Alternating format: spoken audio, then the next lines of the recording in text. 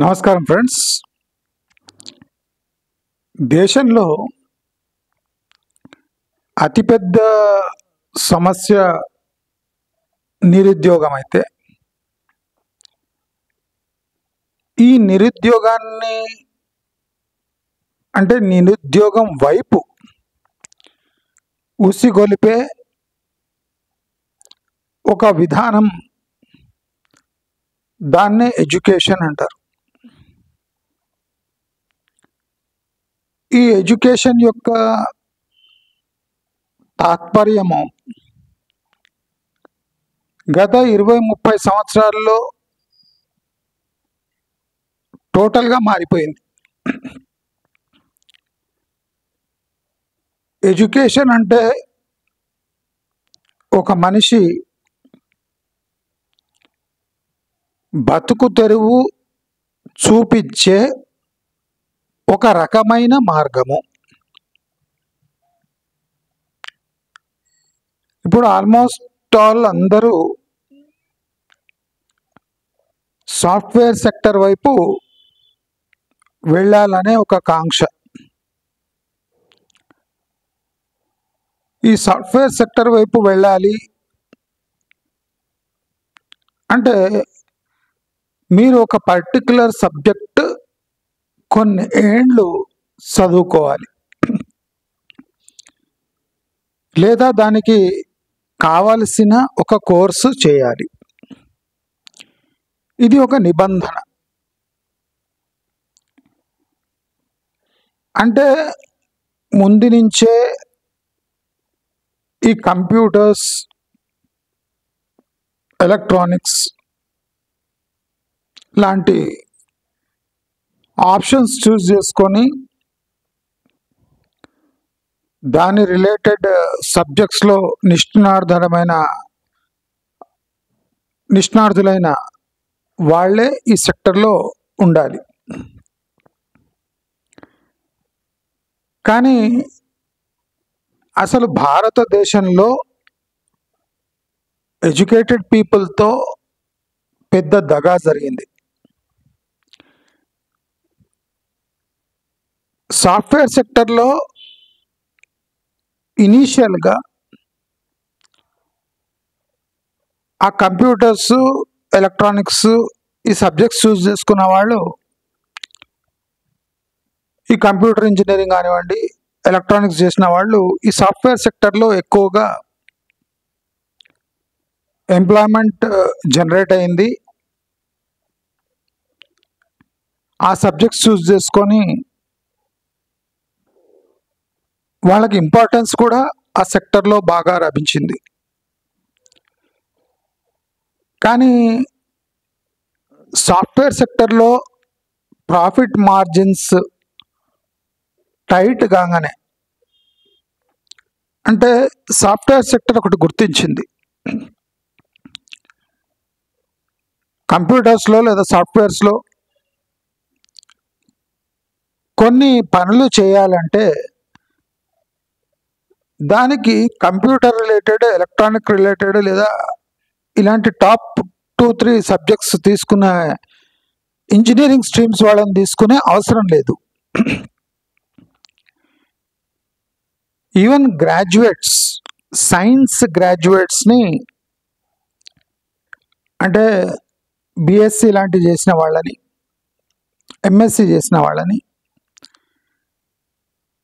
లేదా science related వేరే streams తీసుకునే వాళ్ళని కూడా ఒక షార్ట్ టర్మ్ కోచింగ్ కంపెనీనే ఇచ్చి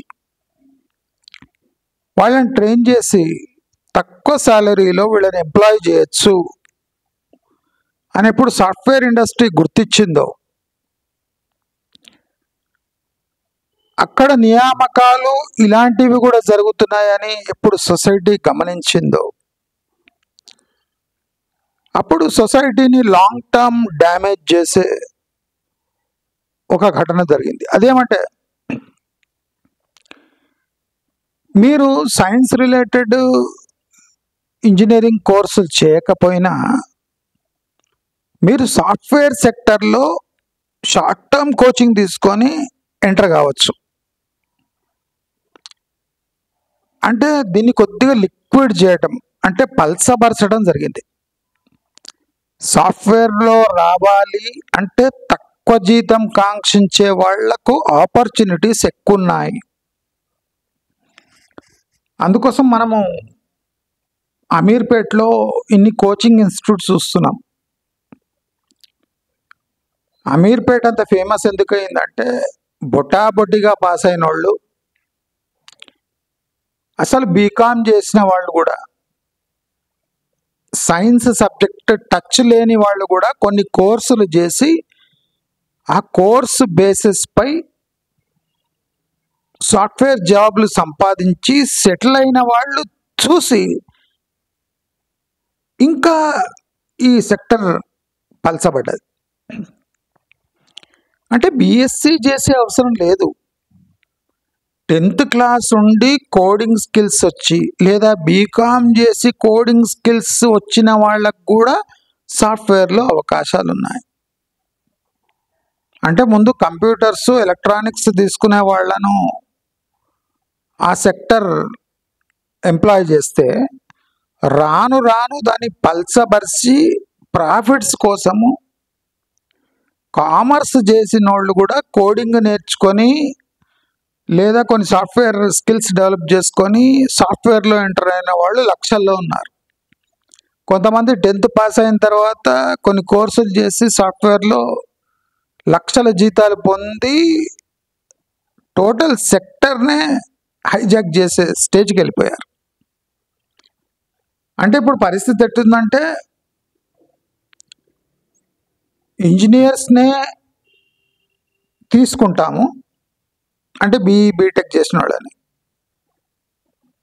ఇంజనీర్లు ఏ స్ట్రీమ్ ఉన్నా పర్వాలేదు, సివిల్ మెకానికల్ ఏది ఉన్నా పర్వాలేదు, కంప్యూటరు ఎలక్ట్రానిక్స్ సివిల్ మెకానికల్ ఇంకేమైనా ఉంటే అవి మీరు ఇంజనీరింగ్ ఉంటే చాలు మేమే ట్రైన్ చేసుకుంటాము, కానీ ఒక బేసిక్ గ్రాడ్యుయేట్కి ఇచ్చే జీతాలే ఇస్తాం. ఇప్పుడు చాలామంది కంప్లైంట్ చేస్తున్నారు, 15-20 ఏండ్ల నుంచి ఇన్ఫోసిస్ టీసీఎస్ లాంటి సంస్థల్లో ఎంట్రీ లెవెల్ జాబ్స్ యొక్క శాలరీస్ దాదాపు పెరగలేదు ఇన్ఫ్లేషన్ని దృష్టిలో ఉంచుకుంటే. అంటే ఇన్ఫ్లేషన్ ఎంత పెరిగిందో 20 ఏండ్లలో శాలరీలు అంత పెరగకుండా, అంటే దాదాపు ఇన్ఫ్లేషన్ని కట్ చేసేస్తే 20 ఏండ్ల నుంచి ఎంట్రీ లెవెల్ శాలరీస్ పెరగనట్టే. ఇది కరెక్టే, కానీ దానికి కారణాలేమి అంటే దానికి కారణాలు సాఫ్ట్వేర్ సెక్టర్ యొక్క అంటే క్రూరమైన నేచర్. నువ్వు ఫస్ట్ నుంచే బీకామ్ వాళ్ళని తీసుకొని లేదా 10th పాస్ అయిన వాళ్ళని తీసుకొని నీకు కోడింగ్ స్కిల్స్ వస్తే చాలు అంటే యావత్ భారతదేశము 7వ క్లాస్ నుంచే ఇప్పుడు ఐఐటి కోచింగ్ ఇచ్చినట్టు వాడు 6వ క్లాస్ 7వ క్లాస్ నుంచే కోడింగ్ గీడింగ్ అన్నీ నేర్చేసుకొని సాఫ్ట్వేర్ 2-3 ప్యాకేజెస్ నేర్చుకుంటే వాడు 10th ర్యాంక్ జాబ్ చేస్తుండే కదా. దానికి ఇంజనీరింగ్ నిబంధన ఎందుకు పెట్టినరు? వాళ్ళు ఇంజనీరింగ్ నిబంధన పెట్టి బాగా కష్టం నుంచి బయటపడ్డ స్టూడెంట్స్ని తీసుకొని చూసినారు. వాళ్లకు ఈ గ్రాడ్యుయేట్ చేసి అమీర్పేట్ల కోచింగ్ తీసుకున్న వాళ్లకు వ్యత్యాసం ఎక్కువ లేదు. ఇంజనీరింగ్ 5 ఏండ్లు చదివి ఎంసెట్లు కొట్టి ర్యాంకులు కొట్టి పాస్ అయిన వాళ్లకు ఈ బీఎస్సీ చేసి అమీర్పేట్ల కోచింగ్ తీసుకున్న వాళ్ళకు పెద్ద తేడా కనిపించలే. వాళ్ళకు ఈవెన్ బెంగళూరులో 10th పాస్ అయిన వాళ్ళు కూడా మంచి పోస్టులు ఉన్నారు సాఫ్ట్వేర్లో అక్కడిక్కడ. ఎందుకంటే వాళ్ళు కొద్దిగా ఫాస్ట్గా ఉన్నారు, సాఫ్ట్వేర్ ప్యాకేజెస్ నేర్చుకొని డైరెక్ట్గా కొంతమంది తెలిసి ఉంటే రికమెండేషన్ పెట్టేసుకొని అక్కడ పెట్టిన టెస్ట్ పాస్ అయ్యి జాయిన్ అయిపోయినారు. అంటే ఈ రెజ్యూమేలు ఈ క్వాలిఫికేషన్లు ఇవన్నీ ఉట్టి మందిని సతాయించడానికి తప్ప సాఫ్ట్వేర్లో ప్రాక్టికల్ రిక్రూట్మెంట్ జరుగుతుంది. అంటే నీవు నాకు ఎంత పనికొస్తున్నావు, ఎంత తక్కువలో చేస్తావు. ఈ రెండే. నీవు ఏవ్యా, బీవ్యా, సివ్యా, డీవ్యా ఎవడు అడగడు. నీ చరిత్ర ఏంది, నువ్వు ఎన్నిసార్లు పాస్ అయినావు, ఫెయిల్ అయినావు, ఇవన్నీ ఉట్టిగా సతాంచడానికి అంతే. అంటే ఫిల్టర్ చేయడానికి. లాస్ట్కు క్వాలిఫికేషన్ ఏమంటే నీవు టెక్నికలీ సౌండ్ ఉన్నావా లేదా, రెండే మాట. నువ్వు టెక్నికలీ సౌండ్ ఉన్నావా లేవా, నేను అడిగే ప్రశ్నలకు జవాబు ఇవ్వగలవా లేవా, నీవు పక్కా వాడితో కంపేర్ చేస్తే తక్కువలో చేయగలవా లేవా. అంటే డైరెక్ట్ క్వశ్చన్స్. కొన్ని స్పెషలైజ్డ్ సెక్టర్స్లో, కొన్ని స్పెసిఫిక్ పోస్ట్లో డెఫినెట్లీ ఇంజనీరింగు, ఐఐటి, ఎంటెక్, ఈ టెక్కులు పిక్కులు అన్నీ చూసి తీసుకుంటారు. కానీ జనరల్ సాఫ్ట్వేర్ జాబ్స్లో ఇప్పుడు పరిస్థితి ఎట్లా అయిందంటే, ఇప్పుడు ఆ ట్రెండ్ ఎందుకు బాగా పికప్ అయింది అంటే, నేను బెంగళూరులో వర్క్ చేసేటప్పుడు బెంగళూరులో ఒక పెద్ద విషాదమైన నెలకొంది. అక్కడ బెంగళూరులో అంటే మంచి ఫ్యామిలీస్లో వచ్చిన పిల్లలు 10th తర్వాత చదవడం మానేసిండ్రు. మంచి మంచి మంచి వెల్ టు డూ ఫ్యామిలీస్ నుంచి, మంచి ఫ్యామిలీస్ నుంచి వచ్చిన పిల్లలు, మంచి స్కూళ్ళలో చదివిన పిల్లలు 10th తర్వాత చదువు మానేసిండ్రు. అంటే మేము మా శాలరీ అప్పుడు 1200 ఫ్యాక్టరీలో పనిచేసేటప్పుడు. అప్పుడు ఆ 10th క్లాస్ పిల్లలు అంటే వాళ్ళు ఇంగ్లీష్లో జబర్దస్తున్నారు. కాన్వెంట్లలో చదువుకున్న పిల్లలు, అప్పుడే వాళ్ళు బిషప్ కాటన్స్ అటువంటి స్కూళ్ళలో అప్పుడే వాళ్ళకు ఒక 50,000 ఫీజు, 30,000 ఫీజు ఉండే. అంటే మాకు 1200 జీతం ఉన్నప్పుడు. వాళ్ళు కాల్ సెంటర్స్లో అప్పుడే 15,000 జీతం తీసుకుంటుండేవాడు. 10th పాస్ అయిన ఫ్రెషర్, ఆయనకు ఎక్స్ట్రాడినరీ ఇంగ్లీష్ స్కిల్స్, వాళ్లకు 15,000 జీతం స్టార్టింగ్ శాలరీ. అప్పుడు ఇన్ఫోసిస్లో బీటెక్ బి చేసిన వాళ్లకు 4,800 ఇన్ హ్యాండ్, యావరేజ్ అంటే గ్రాస్ పే ఏమో 10,000 గ్రాస్ పే, చేతిలో వచ్చేది 6,000 7,000 ఏమో వస్తుండే. 6-7,000 బీటెక్ చేసిన వాడికి, 10th పాస్ అయిన వాడికి విత్ ఎక్స్ట్రాడినరీ ఇంగ్లీష్ స్కిల్స్ 15,000. పెద్ద ఎత్తున పిల్లలు చదవడం మానేసిండ్రు. అంటే ఎక్స్ట్రాడినరీ టాలెంటెడ్ ఇంగ్లీష్లో వాళ్ళని మించిన వాళ్ళు లేరు. పిల్లలు 10th వచ్చే వరకు ఎక్స్ట్రాడినరీ ఇంగ్లీష్ వాళ్ళకి ఈజీగా జాబ్. వాడు రెజ్యూమ్ ఏమో అవసరం లేదు. వాడు పోతాడు డైరెక్ట్ కాల్ సెంటర్లో ఇంటర్వ్యూలో కూర్చుంటాడు, లోపల పోతూనే ఉంటాడు. వాడి జీతం 15,000. ఎక్కువ మాట్లాడద్దు. పికప్ అండ్ డ్రాప్, ఇంకా క్యాంటీన్ అట్లా పెట్టి 15,000 ఇస్తారు. అప్పుడు సాఫ్ట్వేర్ కన్నా ఎక్కువ డెవలప్ అయింది ఈ కాల్ సెంటర్ బిజినెస్. అంటే ఇప్పుడు కూడా అది కొనసాగుతుంది. అంటే అప్పటి ట్రెండ్ ఎంత గట్టిగా ఉందంటే, అప్పుడు వేసిన పునాది చాలామంది యుఎస్ నుంచి, జర్మనీ నుంచి, అక్కడిక్కడి నుంచి, ఇంగ్లీష్ స్పీకింగ్ కంట్రీస్ ఎస్పెషలీ, వాళ్ళంతా బ్యాంకింగ్ కానివ్వండి, ఏదైనా వాళ్ళు ఇండియాకే ఇచ్చేవారు. ఈ సాఫ్ట్వేర్ సెక్టర్ కన్నా ఈ కాల్ సెంటర్ బిజినెస్ చాలా స్ట్రాంగ్ అయిపోయింది. అప్పుడు స్టార్టప్స్ కూడా, కాల్ సెంటర్ స్టార్టప్స్ అంటే సాఫ్ట్వేర్ కన్నా ఎక్కువ. అంటే ఈజీ జాబ్ కదా, you have to speak to A client and convince him, అంతే. సాఫ్ట్వేర్ లాగా కోడింగ్ కొట్టి సాఫ్ట్వేర్ డెవలప్ చేసి దాన్ని బేటాలో పెట్టి వాడి దగ్గర ఆన్ సైటు ఆఫ్ సైటు ఈ తలతిక్క పనులు ఏం లేవు. కనుక ఆల్రెడీ అంటే బీటెక్కి డబల్ శాలరీ ఇస్తుండే బెంగళూరులో. నేను ప్రాక్టికల్ నాకు తెలుసు కూడా చాలామంది. అంటే ఇండస్ట్రీకి ఈ ఇండియాలో ఉన్న అంటే వీక్నెస్ తెలిసిపోయింది. ఇప్పుడు అక్కడ బీటెక్ వాళ్ళు కూడా ఆ కాల్ సెంటర్స్కి అప్లై చేయడం స్టార్ట్ చేసిండ్రు. ఎందుకంటే ఈ సాఫ్ట్వేర్లు డెవలప్ చేసి ఈ బెంచ్ల మీద కూర్చొని గంటలకు గంటలు 18 గంటలు పనిచేసే బదులు షిఫ్ట్లల్లో కొద్దిగా ఇంగ్లీష్ స్కిల్స్ నేర్చుకుంటే బాగొచ్చుంటే టెక్నికల్ టెక్నికల్ ప్రాబ్లమ్స్ సాల్వ్ చేయడానికి కాల్ సెంటర్స్ వచ్చినాయి. అంటే రాను రాను జాబ్ కోసం క్వాలిఫికేషన్స్ పల్చబడడం స్టార్ట్ అయినాయి. దీనికి పెద్ద చరిత్ర ఉంది. అందుకని చెప్తున్నా, ఇక్కడ వేలాది జాబ్స్ సాఫ్ట్వేర్లో పోతుంటే మన వాళ్ళు కిమ్ అంటలేరు. ఎందుకు? యూట్యూబ్లో వస్తున్నాయి, సోషల్ మీడియాలో వస్తున్నాయి, ప్లస్ మెయిన్ స్ట్రీమ్ ఛానల్స్లో వస్తున్నాయి. ఇన్ని వేల జాబ్స్ సిస్కో బీకేసింది, ఐబిఎం బీకేసింది, కాగ్నిజెంట్ బీకేస్తుంది, ఇన్ఫోసిస్ బీకేసింది, విప్రో బీకేస్తుంది అన్న సొసైటీలో ఏం చలనం లేదు, విమర్శించేవాడు లేడు. అసలు ఏం జరుగుతుంది? ఇంత కఠినంగా ఎందుకు వ్యవహరిస్తున్నారు? ఎందుకంటే సాఫ్ట్వేర్ ఇండస్ట్రీకి ఎప్పుడూ ఆప్షన్స్ ఓపెన్ ఉన్నాయి. వాళ్లకు తిక్క రేగితే 7వ క్లాస్ పర్సన్ని కూడా తీసుకొని అంటే ప్రాజెక్ట్లో పెట్టేస్తాడు.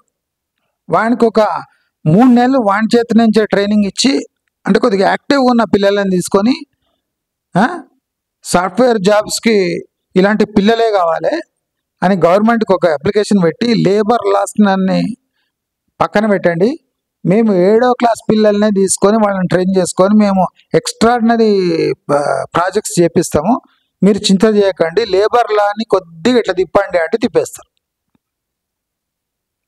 అలాంటి పరిస్థితులు ఉన్నాయి. ఇప్పుడు మనం తరచూ ఉంటూ ఉంటాం. 10th ఫెయిల్ అయినవాడు, వాడు మొన్ననే మన సివి ఆనంద్ చెప్తున్నాడు, వాడు ఇంటర్ ఫెయిల్ అయ్యిండు, వాడు సైబర్ హ్యాక్ చేస్తున్నాడు, మొత్తం సైట్స్ అన్నీ హ్యాక్ చేసి ఈ ఫిలిం పైరసీ దాంట్లో పట్టుకున్నారు వాడిని. అంటే ఇంటర్ చదివినోడు హైటెక్ హ్యాకింగ్ చేస్తున్నాడు. అంటే దీని అర్థం ఏమి? నీ దగ్గర బుర్రల ఆ సబ్జెక్ట్ నాలెడ్జ్ ఉంటే సరిపోతుంది. ఇప్పుడు beauty of this software industry ఏమంటే, నీ బుర్ర, నీ 2 చేతులు మాత్రం పనిచేయాలి. ఈవెన్ వీల్ చైర్ల వికలాంగులు కూడా సాఫ్ట్వేర్లో జాబ్ చేయొచ్చు. ఈ సాఫ్ట్వేర్ జాబ్స్ ఎందుకు అట్రాక్టివ్గా ఉన్నాయంటే, దానికి ఈ పార్ట్ అవసరం, ఈ పార్టే అవసరం. రెండోది 2 చేతులు పనిచేయాలి. నీ 2 కాళ్ళు చచ్చుబడినా పర్వాలేదు, నీకు అవకాశాలు లభిస్తాయి. అంటే చూడండి, ఏ ఫీల్డ్లో లేని వెసులుబాటు సాఫ్ట్వేర్లో ఉంది. రాను రాను ఏమైంది? కరోనా టైంలో సాఫ్ట్వేర్ వాళ్ళు ఇంకోటి గుర్తుపట్టిట్టు, ఈ ఆఫీస్ స్పేసెస్ తీసుకొని లక్షల లక్షల లీజులు అవి ఇచ్చే కన్నా వర్క్ ఫ్రమ్ హోమ్ చేపిస్తే, ఒక ల్యాప్టాప్ ఇంట్లోనే పెట్టుకొని నువ్వు ఇంట్లోనే వర్క్ చేయమని చెప్తే కాస్ట్ సేవ్ అయితే ప్రాఫిట్స్ ఎక్కువ వస్తాయి. అంటే ఎంత వంగబెట్టినరు టోటల్ సొసైటీని అంటే, ఏండ్లు గడుస్తుంటే సొసైటీలో ఉన్న ప్రాబ్లమ్స్ని సాఫ్ట్వేర్ సెక్టర్ మాత్రమే ఎన్కాష్ చేసుకోగలిగింది. మరి ఇండస్ట్రియల్ సెక్టర్ గ్రోత్ ఎందుకు లేదు అంటే దానికి కారణం ఇదే. సాఫ్ట్వేర్ సెక్టర్ ఇస్తున్న ప్రతి 2-3 సంవత్సరాలకు ఇస్తున్న ఫ్రీడము ఈ ఇండస్ట్రియల్ సెక్టర్ ఇవ్వలేకపోయింది. ఇండస్ట్రీ అంటే టైంకి రావాలి, ఫిజికల్గా పనిచేయాలి, టెక్నికల్గా ప్రోడక్ట్స్ తయారు చేయాలి, అవి అమ్మాలి, తర్వాత ప్రాఫిట్స్ రావాలి. దీనికి భుజబలము బుద్ధిబలము 2 కావాలి, టైమింగ్ ఉండాలి, లేబర్ లాస్ ఫాలో చేయాలి, జీతాలు తక్కువ. సాఫ్ట్వేర్లో dead opposite, work from home, work as you want, flexible salary, flexible hours, నీ 2 కాళ్ళు పనిచేయకపోయినా వీల్ చైర్ నుంచి కూడా నీవు పనిచేయవచ్చు. అంటే అలాంటి వికలాంగులు కూడా పనిచేయవచ్చు. నీవు ఎంత కష్టపడితే అంత నీకు వెసులుబాటు ఉంటుంది. Saturday Sunday holiday.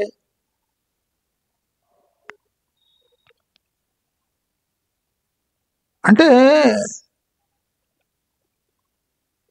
వేలాది మందిని జాబ్ నుంచి తీసేస్తున్న ఇంజనీరింగ్ సీట్లు ఎందుకు పుట్టుకొస్తున్నాయి అంటే ఇప్పుడు ఇంజనీరింగ్ 10th సమానం. పర్టికులర్లీ మన సౌత్ ఇండియాలో ఇంజనీరింగ్ అంటే 10th ఎట్లా ఫస్ట్ ఎస్ఎస్ఎల్సి పాస్ కావాలి, ఎస్ఎస్సి ఎగ్జామ్ రాయాలి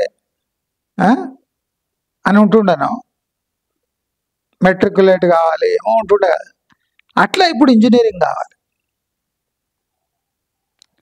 అంటే బేసిక్ క్వాలిఫికేషన్ ఇంజనీరింగ్, తర్వాత నువ్వేమైనా చేసుకో. అందుకోసం ఇంజనీరింగ్ కాలేజెస్ చూడండి స్కూల్స్ లాగా పుట్టుకొస్తున్నాయి. స్కూల్స్ కూడా అంత ఎక్కువ వస్తలేవు కానీ ఇంజనీరింగ్ కాలేజీలు అంత పుట్టుకొస్తున్నాయి. ఎందుకు అంటే basic minimum qualification is engineering. మరి ఇంజనీరింగ్ లేకుంటే జాబ్స్ దొరుకుతలేవా అంటే ఒక మనిషి ఏజ్ ఉండి 7th ఫెయిల్ అయినా మొబైల్ ఆపరేషన్ వచ్చిన వానికి, యాప్ ఆపరేషన్ అంటే యాప్స్ ఎలా ఆపరేట్ చేయాలని వచ్చిన వానికి జాబ్స్ ఉన్నాయి. అంటే 10th పాస్ కావాల్సిన అవసరమే లేదు. అంటే అర్థం ఏమంటే 10th ఫెయిల్ అయిన వానికి, 10th పాస్ అయిన వానికి ఉన్నంత ఆపర్చునిటీస్ ఇంజనీరింగ్ చేసిన వాడికి కూడా లేదు. ఇది ప్రాక్టికల్ రియాలిటీ.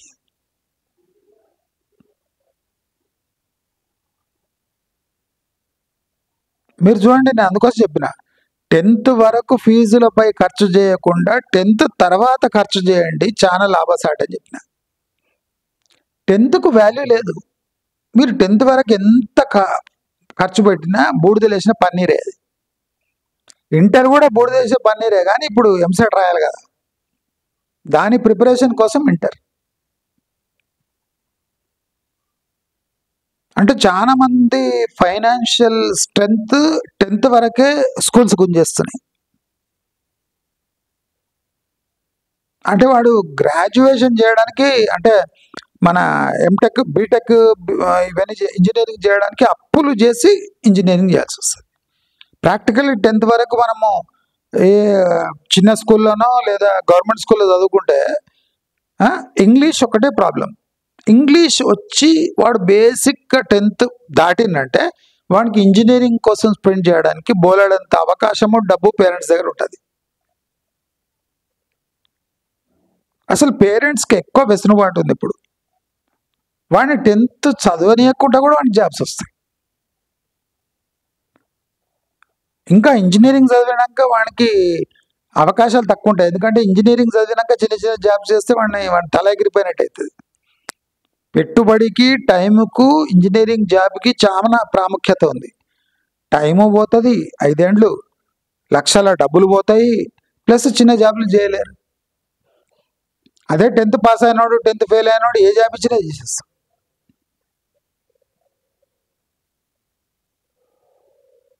నేను ఒక లెక్కేసిన అందుకోసం, 7th 8th fail అయినోడు job start చేస్తే వాడు ఈ గ్రాడ్యుయేట్ పాస్ అయ్యే వరకు ఏజ్ వస్తే వాడి దగ్గర ఏం లేదన్నా 10 నుంచి 12 లక్షలు క్యాష్ ఉంటుంది. ఒక గ్రాడ్యుయేషన్ పూర్తి చేసుకొని రెజ్యూమే ఇచ్చే టైంలో ఈ 8th ఫెయిల్ అయినోడు వాడి జేబులో 10 లక్షలు ఉంటాయి. అంటే గ్రాడ్యుయేషన్ చేసిన వాడికి రూపాయి శాలరీ లేకపోయినా అప్పటి వరకు 8th 7th ఫెయిల్ అయినోడు 10 లక్షలు క్యాష్లో బ్యాంక్లో పెట్టుకొని వాడు జీవనం సాగిస్తుంటాడు. పెళ్లి కూడా చేసుకోవచ్చు వాడు ఏజ్ ఉంటే.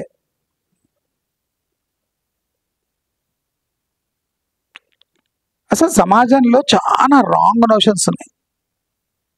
సమాజం రాంగ్ వేలో ఎక్కువ వెళుతుంది. ఇప్పుడు అంటే లక్షల మంది ఇంజనీరింగ్ చేస్తున్నారు. వాళ్ళకి తెలుస్తుంది ఇక్కడ జాబ్స్ క్రియేట్ అయితే లేవు, ప్రాబ్లం అవుతుంది అని. మరి దారి లేదండి అంటారు.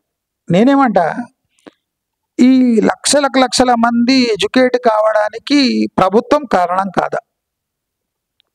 ప్రభుత్వం ఫీజు రియంబర్స్మెంట్లు ఇచ్చి ఇంట్రెస్ట్ లేనివాడు కూడా, అంటే అవసరం లేనివాడికి సర్వైవల్ చేపించేదే ప్రభుత్వం. ఆ ప్రభుత్వం చేసిన తప్పుకు ప్రభుత్వమే శిక్ష అనుభవిస్తుంది. నువ్వు స్కూల్ ఫీజులు కట్టి రియంబర్స్మెంట్లు ఇచ్చి వాడిని ఉసిగొలిపి చదివిపించి వాడు సర్టిఫికేట్ తీసుకొని మళ్ళీ నీ మీద తిరగబడతాడు. ప్రభుత్వం ఉద్యోగాలు కల్పిస్తలేవు, ఇండస్ట్రీస్ వస్తలేవు, సాఫ్ట్వేర్ జాబ్స్ లేవు, కొలువులు లేవు అని దొంగనా కొడుకులు గవర్నమెంట్ వాళ్ళని ఈ సబ్సిడీ పొందిన వాళ్ళే గీంకరిస్తారు.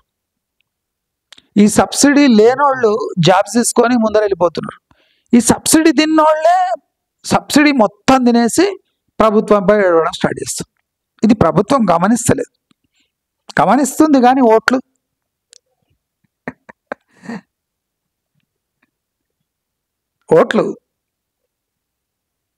ప్రజలు ఏమైనా పర్వాలేదు, వాళ్ళ భవిష్యత్తు ఏమైనా పర్వాలేదు, ఓట్లు కావాలి. ఓట్ల కోసమే వీళ్ళు పనిచేస్తారు. ఇప్పుడు ఇంత లక్షల మంది ఇంజనీరింగ్ చేస్తుండ్రు, ఇంటర్ చదువుతుండ్రు, 10th వరకు ప్రైవేట్ స్కూల్లో చదువుతున్నారంటే లక్ష రూపాయలు ఈ ప్రైవేట్ స్కూళ్లకు, ప్రైవేట్ కాలేజీలకు, ప్రైవేట్ ఇంజనీరింగ్ ఇన్స్టిట్యూట్స్ని బతికించడానికే మన వాళ్ళు రాత్రంబగళ్ళు జాబ్స్లో పనిచేసి తిండి కన్నా ఎక్కువ ఖర్చు ఫీజులలో అవుతున్నాయి. అసలు ఎందుకు అవుతుంది అని పేరెంట్స్ ఒక్క క్షణం కూడా ఆలోచిస్తలేరు.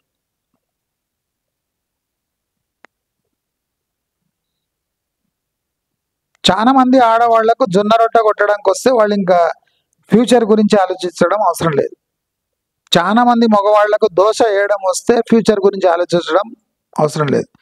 మోదీ ఎప్పుడో గ్రాడ్యుయేట్ అయ్యి ఉండి జాబ్ లేకపోతే పకోడా వేసుకోవచ్చు అన్నాడు. అసలు దాంట్లో 100% రియాలిటీ ఉంది. 140 crores పాపులేషన్ ఉన్న దేశంలో అది కరెక్ట్ స్టేట్మెంట్. నేను కూడా చెప్తున్నా, దోశ వేయడానికి వచ్చినోనికి నెలకు 30,000 గ్యారంటీ, రోజుకు 1000 రూపాయలు కూలీ, రోజుకు 1000 రూపాయలు. ఉట్టి పొద్దున పూట అయితే 300-500 ఇస్తారు. ఫుల్ డే నువ్వు చేసినామంటే 1000 రూపీస్ మాస్టర్కి. ఇంకా తక్కువ చెప్తున్నాను, మాస్టర్కి 1000 రూపాయలు ఇస్తారు.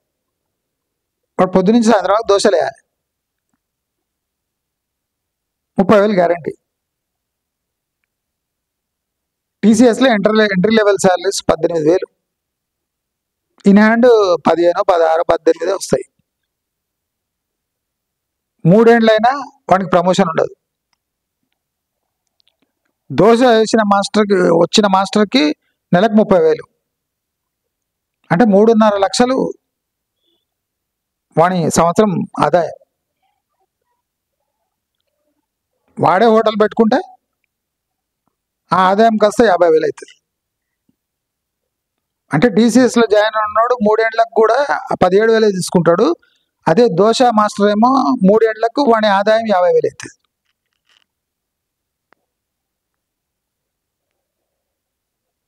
ఇంకా సర్టిఫికేట్లు చూస్తున్నాం, ఇంకా ఇంజనీరింగ్ అంటున్నాం. పిల్లల్ని చూడంగానే సన్నాసి అని మీకే తెలిసిపోతుంది. మీ పిల్లవాడు కదా, మీ పిల్ల కదా, చూడంగానే అది సన్యాసిదే లేదా వాడు సన్యాస లేదా చదివే రకమా మీకు అర్థమైపోతుంది. కానీ మీకేమంటే గవర్నమెంటే ఫీజు ఇస్తుంది కదా, చదివిద్దాం అనుకుంటారు. కానీ వాళ్ళ టైం వేస్ట్ ఎంత అవుతుంది. చాలా మంది చదువు పిచ్చి ఉన్న వాళ్ళకి ఈ స్టేట్మెంట్లు నచ్చవు. ఎస్పెషలీ కాంగ్రెస్ వాళ్ళకి నచ్చవు. వాళ్ళు చేయనియరు, వేరే వాళ్ళని చేయరు. హైదరాబాద్ కొట్టుకోబోతుంటే ఫ్యూచర్ సిటీ ముహూర్తం పెట్టి శంకుస్థాపన చేసిన శాల్తీలు వీళ్ళంతా. అంటే సెన్సిటివిటీ లేదు వీళ్ళకు. అక్కడ హైదరాబాద్ మునిగిపోతుంది, ప్రజలు ఏమనుకుంటారు నేను ఇట్లా సంబరాలు చేసుకుంటుంటే అని ఆలోచించని సన్నాసులు. ఇలాంటి వాళ్ళకి పకోడాలు, సమోసాలు, దోశలు, జొన్న రొట్టెలు అంటే పడవు. ప్రాక్టికలీ సొల్యూషన్ 140 crores పాపులేషన్కి ఇంజనీరింగ్ గ్రాడ్యుయేట్స్కి జాబ్ ఇప్పియడం అసాధ్యం. వాళ్ళే చెప్తుండ్రు 15% ఇంజనీరింగ్ గ్రాడ్యుయేట్స్కి కరెక్ట్ జాబ్స్ దొరుకుతున్నాయి. అంటే వాళ్ళ రిలేటెడ్ ఫీల్డ్ లేదా సాఫ్ట్వేర్. మిగతా 80% నిరుద్యోగులే. ఇంత శాతం నిరుద్యోగం ఉంది అని తెలిసిన వాళ్ళు ఇంజనీరింగ్ చేపించే తల్లిదండ్రులు వాళ్ళు ఫస్ట్ తప్పు వాళ్ళది. వాడిని చూస్తే సన్నాసం తెలియదా. వాడు గణేష్ పండాల దగ్గర ఉన్నాడంటే వాడికి పని పడలేదు, వాడు సమాజంపై బతికే టైప్ అని తెలుస్తలేదు మేడం.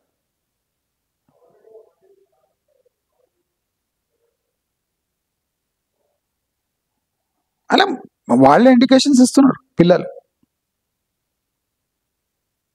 మేము చదివే టైపు కాదు, మేమంతా పొలిటీషియన్స్ టైపు. అలాంటి వాళ్ళకి లక్షలు లక్షలు పెట్టి నారాయణాలు చైతన్యాలు ఎందుకు చేర్పియాలి? తప్పేవారిది? బలిసిన తల్లిదండ్రులది. బుర్ర పని చేయని తల్లిదండ్రుల తప్పది, వాని తప్పు కాదు. మీరు ఖర్చు పెడితే చదవడానికి ఏమి చదువు కాదు, కాలేజీకి పోయి వస్తాడు అంతే. ఫెయిల్ కాగానే తెలుస్తుంది మీరు తప్పు డిసిషన్ తీసుకుంటారని, ఫెయిల్ అయినాక తెలుస్తుంది. అప్పటిదాకా వాడు 3-4 years 5 years ఎంజాయ్ చేస్తాడు బ్యాక్లాగ్స్ పెట్టుకొని. తండ్రి తల్లి అని మీరు బ్యాక్లాగ్స్ భరిస్తారు. సాఫ్ట్వేర్ సెక్టర్ బ్యాక్లాగ్స్ని భరించదు, ఎందుకంటే వాళ్ళ దగ్గర ఆప్షన్స్ ఉన్నాయి. 5 ఏళ్ళు వేస్ట్ చేసుకున్న సన్నాసిని తీసుకునే బదులు 10th పాస్ అయిన సన్నాసిని తీసుకోవడం చాలా బెటర్ అని 10th పాస్ అయిన తీసుకుంటారు. అది సాఫ్ట్వేర్ ఇండస్ట్రీ. దయచేసి భారతదేశంలో వచ్చే మార్పులను మీరు గమనించండి. ఇవన్నీ పాజిటివ్ చేంజెస్, చాలా మందికి అర్థమవుతలేవు. జాబ్స్ క్రియేట్ అవుతలేవు అంటే మనం మారాలి అని సొసైటీ చెప్తుంది, ఇండస్ట్రీ చెప్తుంది మారిపోండిరా ఇప్పుడు ఇవన్నీ నడవని. అయినా మనం కండ్లకు గంతలు కట్టుకొని ఒక్కొక్కడిని Narayana, Chaitanya, long term, short term, IIT. వాడికి ఐఐటి ఫుల్ ఫామ్ తెలియదు చాలా మందికి. ఐఐటి లాంగ్ టర్మ్ కోచింగ్ తీసుకున్న వాళ్ళకు ఐఐటి ఫుల్ ఫామ్ తెలియదు బడపల. ఓఎంఆర్ షీట్ ఉందని బతికిపోయారు ముగ్గులు వేసుకుంటా, లేకపోతే వాళ్ళ బండారం అంతా బయటపడుతుంది. కావాలనే ఓఎంఆర్ పెట్టింది, ఎందుకంటే వీళ్ళకు ప్రాబ్లమ్ సాల్వింగ్ స్కిల్స్ ప్రాక్టికల్ లేవని తెలుసు, కానీ వీళ్ళకి కోచింగ్ ఇప్పించాలి. ఏం చేయాలి? ఓఎంఆర్ షీట్ పెట్టాలి. అంటే వాడు ఏదో ముగ్గేసినట్టు వేస్తాడు, తగిలితే పాస్ అయిపోతాడు, లేకపోతే ఫెయిల్.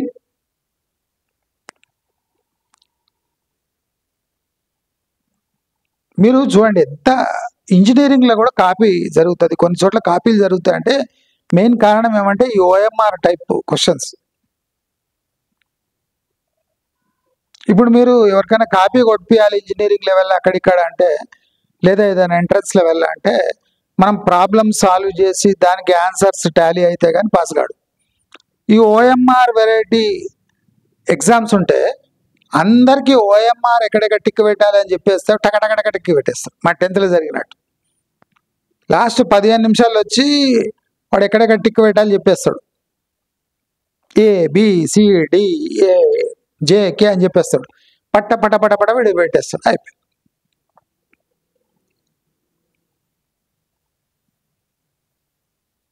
ఎస్ నో, కొన్ని దాంట్లోకైతే ఆన్సరే ఉండదు, కొన్ని చోట్ల ప్రశ్నే తప్పు ఉంటుంది.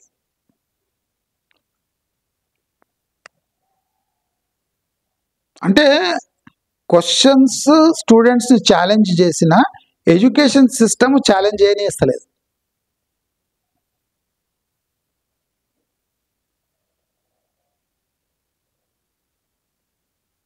ఇది జరుగుతలేదా? మీ పిల్లలతో జరుగుతలేదా? ఇది మీకు తెలుస్తుంది, కానీ మీకు దమ్ము లేదు, ఈ సిస్టమ్ని ఛాలెంజ్ చేసి దమ్ము లేదు. ఈ సిస్టమ్కి ఫీజు కట్టే దమ్ముంది, ఈ సిస్టమ్కి అడిగిన ఫీజు కట్టే దమ్ముంది, కానీ ఈ సిస్టమ్ని ఛాలెంజ్ చేసే దమ్ము లేదు. ఎప్పుడు సొసైటీలో ఈ అవేర్నెస్ వస్తుందో ఈ సాఫ్ట్వేర్ సెక్టర్లో కూడా చేంజెస్ వస్తాయి. స్కేర్సిటీ వచ్చినప్పుడు శాలరీస్ పెరుగుతాయి, టాలెంట్ తక్కువైనప్పుడు, టాలెంట్ దొరకనప్పుడు శాలరీస్ పెరుగుతాయి. ఇప్పుడు cheap projects cheap labour, costly projects కూడా చీప్ లేబర్. అంటే ఎక్కడ తిరిగి సాఫ్ట్వేర్ సెక్టర్కి లాభమే అవుతుంది, కానీ మన సొసైటీకి పెద్ద లాభం అవుతలేదు ఆ ఇండస్ట్రీ నుంచి. వాళ్ళకు అనుకోని విధంగా మన సొసైటీ హెల్ప్ చేస్తుంది. దయచేసి ఈ సూక్ష్మం ఎప్పుడు గ్రహిస్తారో డెఫినెట్లీ మన జాబ్ మార్కెట్లో కానివ్వండి, ఎడ్యుకేషన్ సెక్టర్లో చేంజెస్ గ్యారంటీగా వస్తాయని భావిస్తూ మళ్ళీ కలుద్దాం.